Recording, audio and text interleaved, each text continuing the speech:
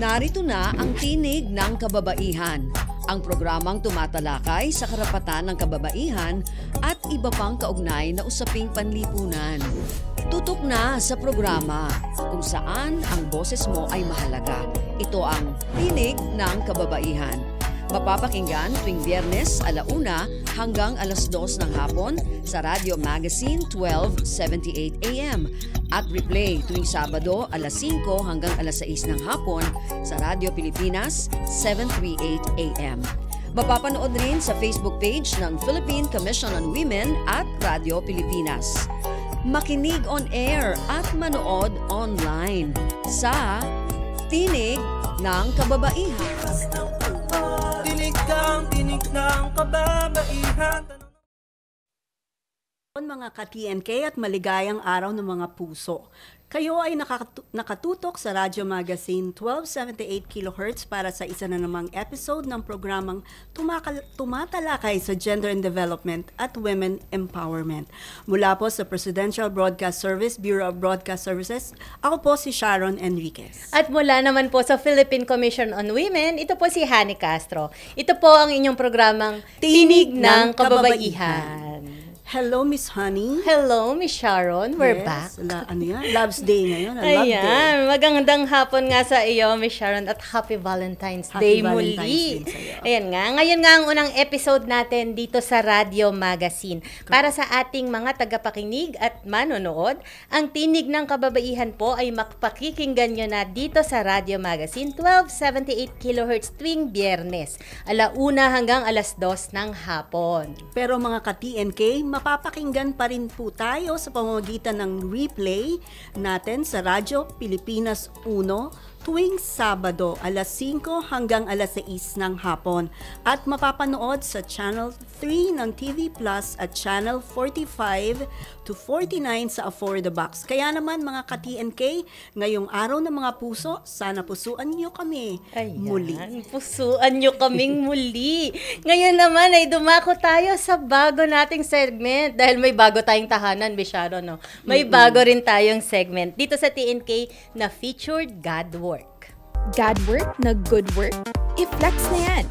Sa featured God work, hindi lang basta pasado. Dapat stand out sa pagbabago. Kung may game-changing na adhikain, deserve ipatrending. Itong featured God work natin ngayon ay isang malaking tagumpay para sa advokasya ng mga kababaihan at ng mga bata. Ang Philippine Commission on Women o PCW at ang DDB Group Philippines ay pinarangalan ng Gold Anvil Award sa nagdaang 60th Anvil Awards para sa kanilang makabuluhang short film na tumatalakay sa online sexual abuse and exploitation of children o OSAIC. Sa ilalim ng kategoryang Public Relations, Cause-Related, Public Awareness at Advocacy, kinalala ang ating short films na pinamagatang Family Business, tampok ang Mirror at Play na nilikha sa pakikipagtulungan ng DDB Philippines. Hango sa tunay na mga pangyayari, ipinakita ng mga ito ang mapait na realidad ng pang-aabuso sa mga bata. Isang isyong hindi naman talaga dapat na ipagwalang bahala. Ayon nga kay PCW Chairperson Ermelita Valdiavilla, ang parangal na ito ay hindi lang isang tropeyo kundi isang panawagan na mas paigtingin pa ang kampanya para sa ligtas at pakatarungan na online spaces. Ang pagkilalang ito ay lalo pang nagpapalakas sa determinasyon ng PCW at DDB na ipagpatuloy ang paggamit ng digital media at storytelling upang protektahan ang mga kababaihan at mga bata. Ang Anvil Awards na itinuturing na Oscars of PR sa Pilipinas ay taunang ipinagkakaloob ng Public Relations Society of the Philippines o PSRP bilang pagkilala sa mga pinakamahusay na PR programs at campaigns. Ang gabi ng parangal ay ginanap noong January 28, 2025 sa The Manila Hotel. Isa na naman good job mga Godvocates. Salamat po sa pagkilala PSRP at syempre sa ating mga nakasama sa produksyon ng Family Business mula sa DDB. Ang buong timpo ni na Miss Anna Norbert, Diane Chua, and si Mr. Dan Pambid. Okay, at speaking of online space, mga ka-TNK, maging online advocate para sa karapatan ng mga kababaihan. To know more about PCW's programs and projects at iba pang mga kaalaman at impormasyon ukol sa Gender and Development o GAD, i-like, i-follow, mag-subscribe at i-share ang official social media accounts ng Philippine Commission on Women na at PCW.gov.ph sa Facebook, Instagram, X, LinkedIn at YouTube. Maaari ring sumali sa aming Viber channel. Gamitin natin ang social media para palaganapin ang gender equality and women empowerment. Ayan, ituloy na natin ang usapang social media. Miss Sharon, no? Tuloy-tuloy tayo. Dumako tayo sa ating hashtag Say sa TNK, kung saan po natin pinupulsuhan ang mamamayan tungkol sa mga usapin at issue na may kinalaman sa topic natin. Nakapost na po ito, no, sa ating official Facebook page at marami na rin sa ating mga ka-TNK ang sumali at nag-comment doon.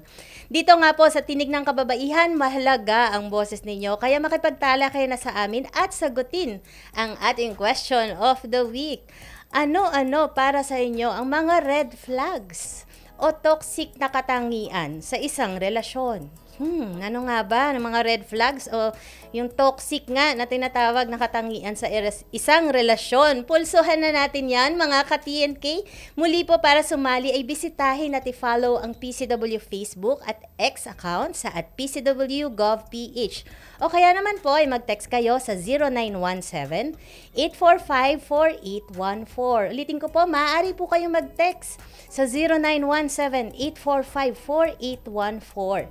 Babasahin po natin kung ano ang mga opinyon ng ating mga ka-TNK bago matapos ang ating programa. At makisali na sa talakayan natin, mga ka-TNK. At speaking of talakayan, para mas maging makabuluhan at malaman ang ating talakayan ngayong hapon, ay makakasama natin si Miss Sabrina Laya Gacad, ang ating guest speaker o guest natin for today, ang founder ng Lunas Collective at isa ring assistant professor sa Department of Women and Development Studies sa University of the Philippines College of Social Work and Community Development.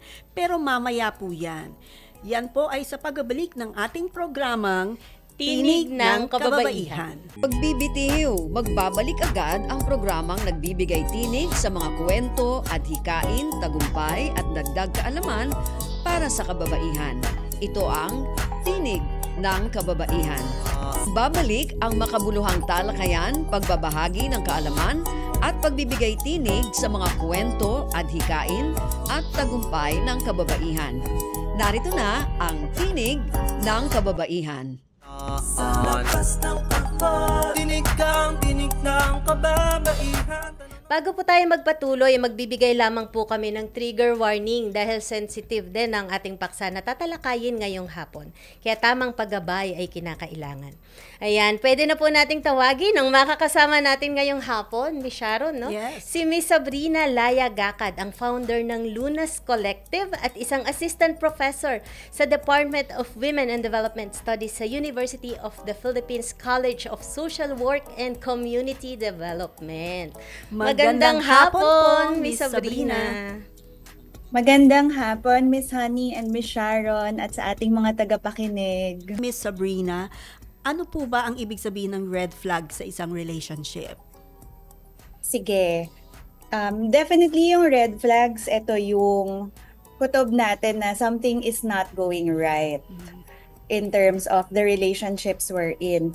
And basically, at the heart of each relationship is a sense of intimacy. So, trust, pakikipagpalagayang loob.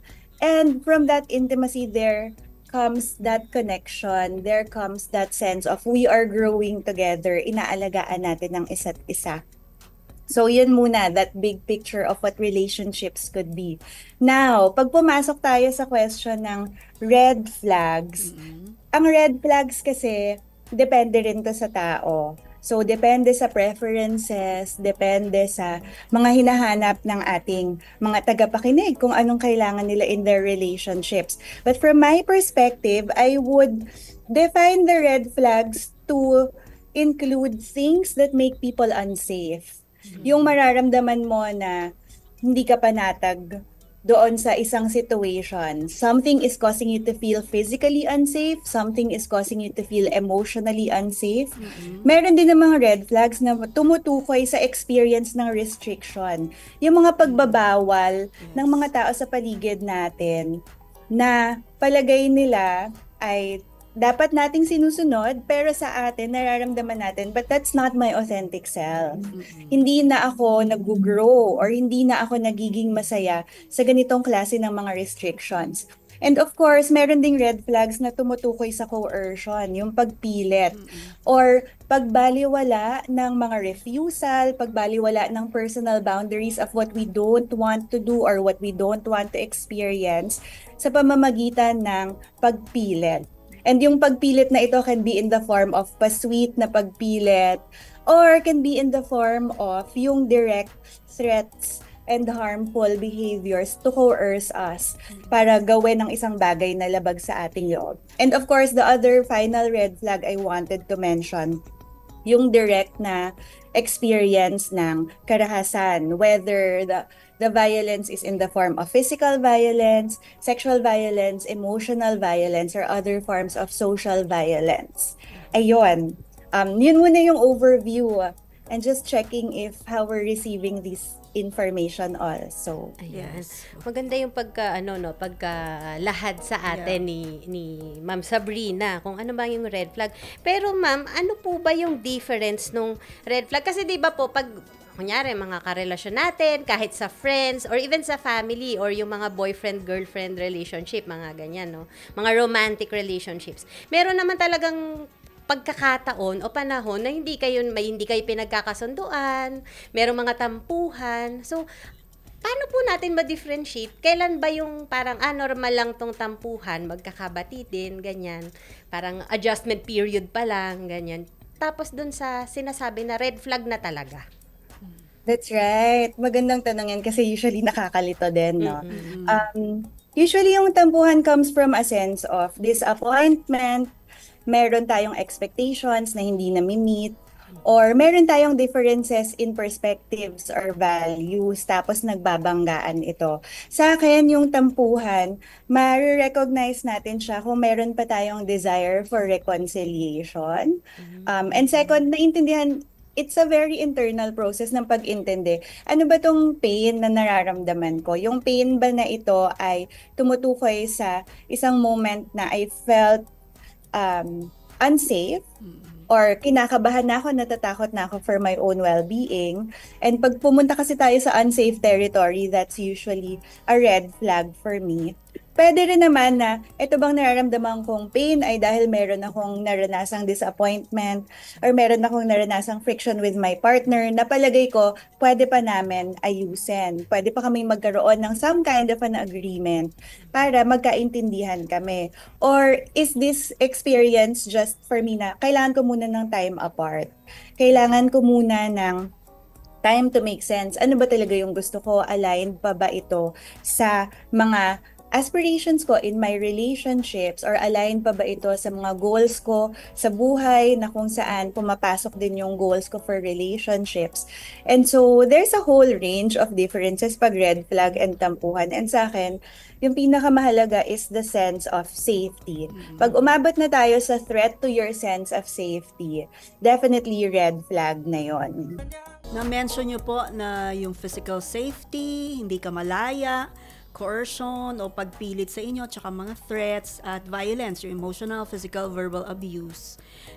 Paano po malalaman yung senyales nito? Ilang mga signs na mahalaga that we can begin to reflect, okay ba tayo or not?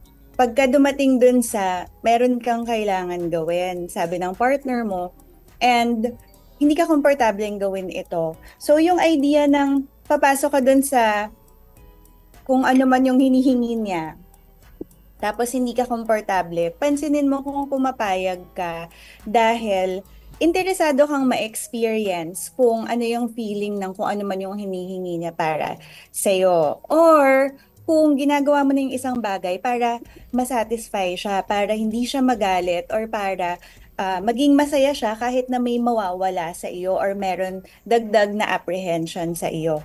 Usually, pag ang basis na ng actions natin ay para masatisfy yung ibang tao, pwedeng territory na kasi ito ng coercion. So, and there are so many forms of coercion actually. You know how, alam niyo yung mga, para lalo sa mga may anak, di ba? Yung very sweet paglalambing ng isang anak to ask for something nice for them, whether Jollibee yan or laruan, bagong damit, and very firm yung parents na no, wala kasi tayong budget, di ba? But so what we're seeing there is an attempt to win the parents over. Ang important distinction kapag bordering on abuse yung relationship ay yung pagtingin natin sinong mas may makapangyarihan sa isang sitwasyon. Pag inisip kasi natin yung kapangyarihan, usually nakikita natin siya in the context of politics, lalo na ngayong pa-eleksyon, di ba? But sa personal relationships, ang idea ng kapangyarihan, can we imagine it to be ano yung ability ng isang tao na magpasya tungkol sa mga bagay na makakaapekto sa kanya, sa kanyang health, sa kanyang opportunities, sa kanyang well-being. So usually, yung mga taong may kapangyarihan over others, nagagawa nila na paniwalain yung ibang tao na mas alam ko kung ano yung mabuti para sa iyo. But in these circumstances, ang mahalagang ma-explore ng mga tao na kaka-experience ng ganitong klase ng mga events, isipin nila, pareho ba tayo ng understanding ng kung ano yung mabuti para sa akin? And makikita natin dito, yung sariling pagtatakda muna, ano yung mabuti para sa akin? Ano yung hinahanap ko? Anong klaseng relationship? Anong klaseng intimacy yung kailangan ko? And if we start to see na labas na doon sa mga gusto mo, yung hinihingi sa'yo, tapos meron ng pagpilit, meron ng ways, subtle ways para ma-pressure ka, para umoo, definitely this is something that's going to bring up alarm bells in ourselves. So ang next step na kailangan natin maalala, ang kultura natin ay karaniwan ang tingin sa kababaihan, dapat demure, dapat cutesy, dapat soft-spoken, dapat very agreeable. So, pati yung kultura natin, nalilimitahan yung ability ng mga kababaihan and minsan pati ng LGBTQIA individuals na talagang mag-articulate o makapagsabi ano yung gusto ko, ano yung hinahanap ko, or makapag-refuse or humindi sa isang offering. So, pag ganito, yung internal process ng ano ba talaga yung gusto mo, tapos magdududa ka kung may nangyayari sa'yo na masama, bahagi talaga siya ng usual experience natin in terms of abuse dahil maraming mga pagkakataon sa ating upbringing, sa ating culture na pinapaalala lalo na sa mga kababaihan na dapat nagpapasakop ka sa authority ng iba. So every time na meron kang mararamdaman na konting pag-aalangan, I would recommend some sort of reflecting period. Saan nanggagaling yung pag-aalangan na yon? And finally, especially when it comes to abuse na maliliit pa lang yung uutusan ka or i-convince ka na dapat mong gawin ang isang sexual activity with someone kahit hindi ka naman ready, or yung isang form din ng alam mo or may kutob ka that your partner, your romantic or your sexual partner is not being truthful to you.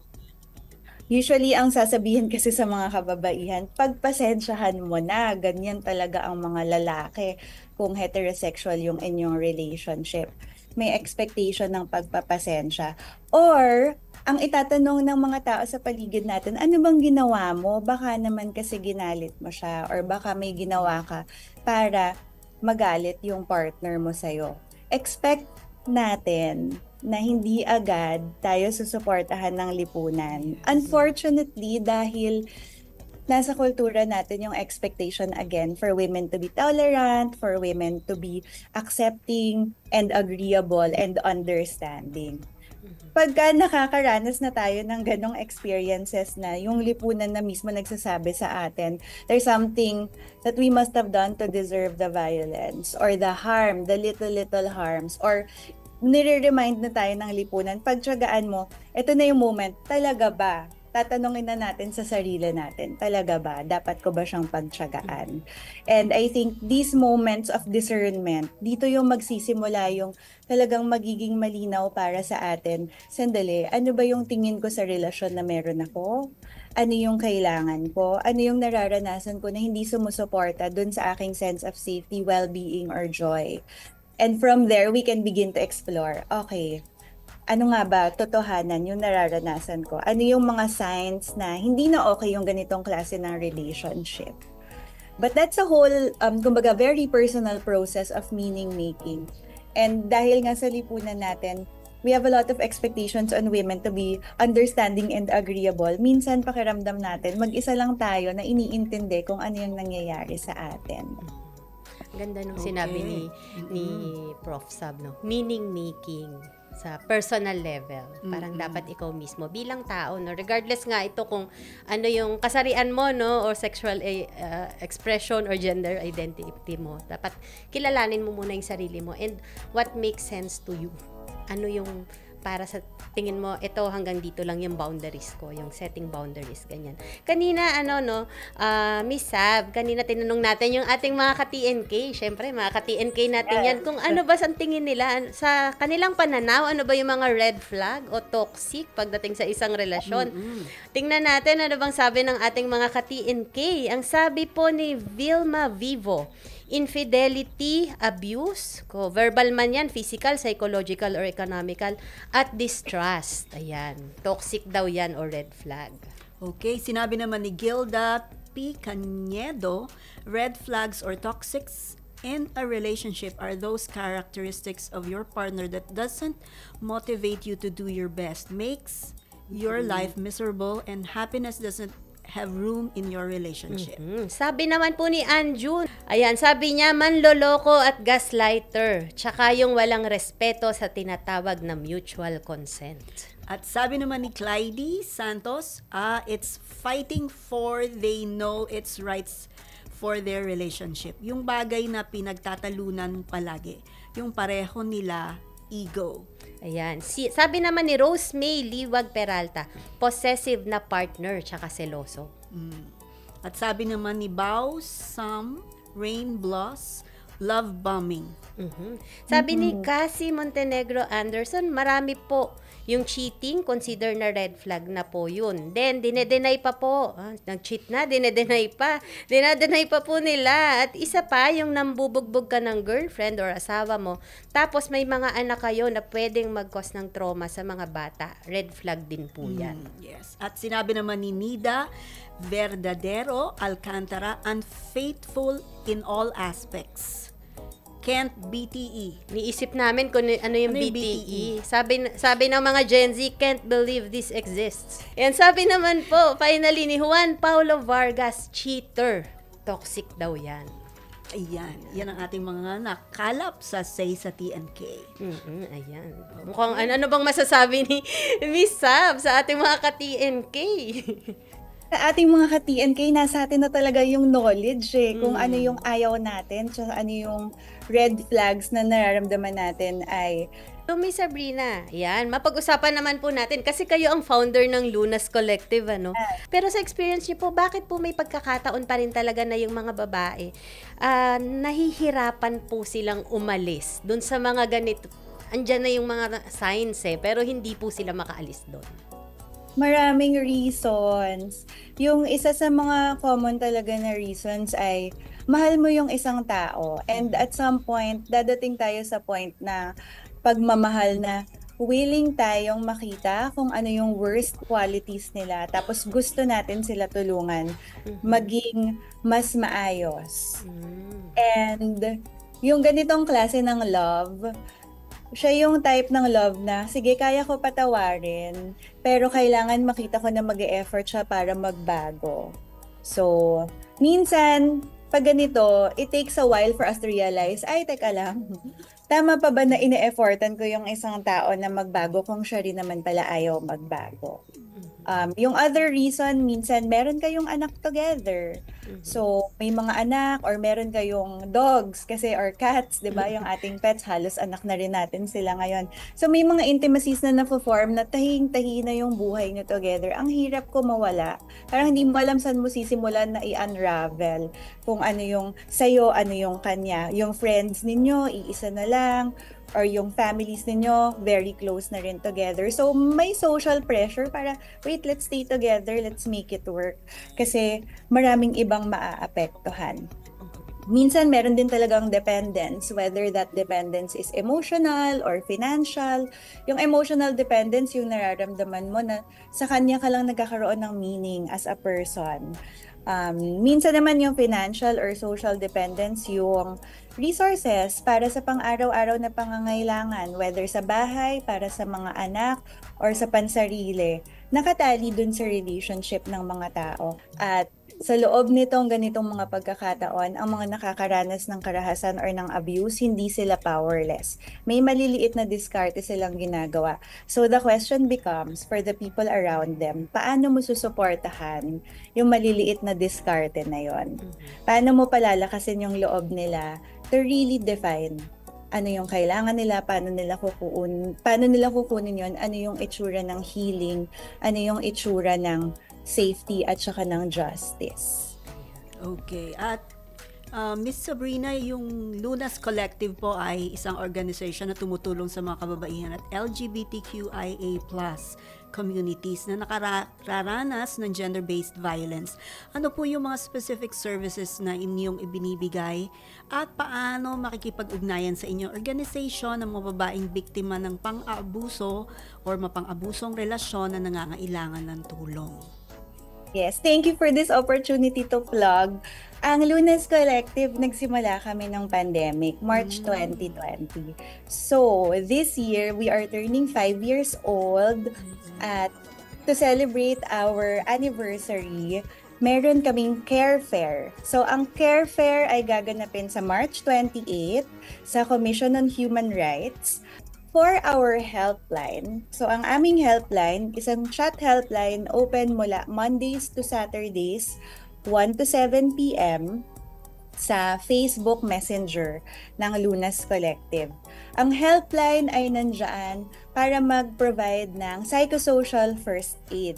So, ang psychosocial first aid, I think about it as, okay, kung may kailangan pa kang pagkwentuhan ng sobrang bigat na nararanasan mo, pero hindi ka sure sinong pwede mong pagkatiwalaan, nandito ang Lunas para sa'yo. So you send us a message and during the operating hours ng 1 to 7, Mondays to Saturdays, ang aming mga volunteers na responders makakapag-reply sa'yo at makakapag-chat para matulungan ka rin na maintindihan, sige, ano ba yung details? Saan ka naguguluhan? Ayan. Huling mensahe na lang, Miss Sab, para sa ating mga ka-TNK, yung mga lalo na, yung mga nandyan sa maaaring nakakulong pala sa mapang-abusong relasyon o yung nagbabalak pa lang makipagrelasyon. At syempre, generally sa ating mga ka-TNK. Sige, simulan ko yung message ko. Meron akong feminist writer na pina-follow, ang pangalan niya Bell Hooks. Para sa kanya, yung definition ng love ay, i-mix ko na lang yung interpretation ko din. Pero ang definition ng love ay, ito yung effort or yung decision, the will to support and nurture one's own or another person's spiritual growth. At napakalayo po nun doon sa pagiging martyr to the very end na meaning ng love in our pop culture. So I'm wanting to share that para maalala ng mga tao, love should be fun, love should be exciting, and love should allow us to grow as our individual selves, as people in relationships. And ang final requirement ng love, paano mo ibibigay sa sarili mo yung ganitong klase ng pag-aalaga? And paano mo siya ipapamahagi sa iba na magbibigay din ng similar na support para sa iyo. At definitely, deserve nyo ang care, deserve nyo ang love, at deserve nyo ang lahat ng magagandang bagay sa mundo. Ayan. lang po. Maraming salamat po, Assistant Professor Sabrina Laya Gacat, founder ng Lunas Collective, at Professor po sa University of the Philippines College of Social Work and Community Development. Mabuhay po you. kayo dyan sa Lunas Collective. Thank you, Miss Sabrina. Salamat po, Miss Honey and Miss Sharon. Thank you. At pasalamatan na natin, Honey, ang ating mga nakatuwang sa Radyo Pilipinas, Presidential Broadcast Service, Bureau of Broadcast Services sa pamumuno ni Director General Fernando Dindo Amparo Sanga, at mga production personnel na nakatuwang natin sa broadcast ngayong araw.